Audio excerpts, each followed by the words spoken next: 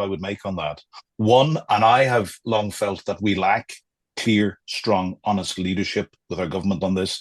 The easiest thing in leadership to do is tell people you're giving them something and everything is good. The hard messages of leadership are to say when you can't have something and when you say no and when you say your taxes have to be higher.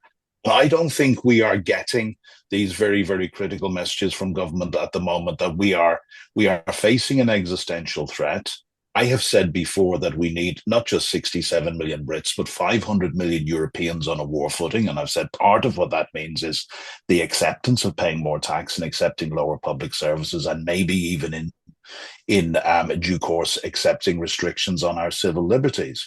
But I'd like to reflect on something that our absent friend Philip Ingram outlined very clearly in an interview he did with I think it was LBC about a week and a half ago, where he talked about the potential benefits to the British economy of investing in our defence industry.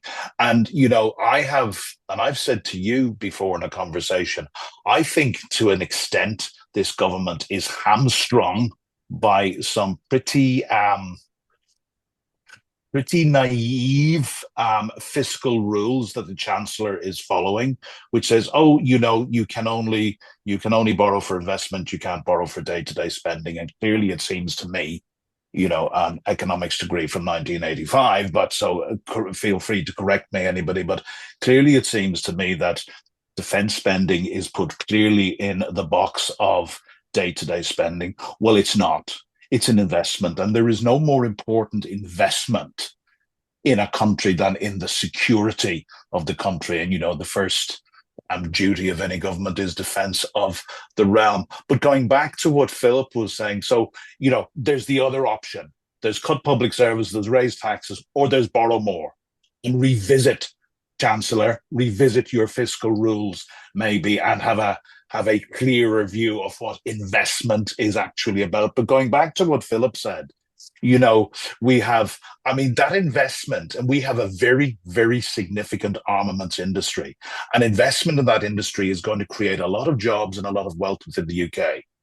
The United Kingdom is also a very, very significant arms exporter around the world.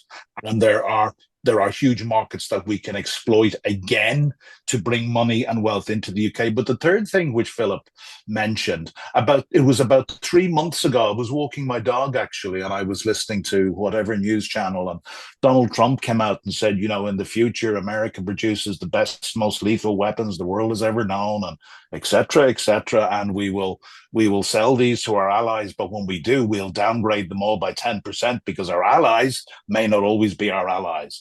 That was a Gerald Ratner moment for Donald Trump, and that's an opportunity that Britain can exploit, because that has done, no doubt, damage to credibility and the confidence that allies around the world would have in buying American weapon systems. So I think there's a huge opportunity for Britain to invest in defence, to maybe fund at least some of that by borrowing and loosening up those fiscal rules. What are your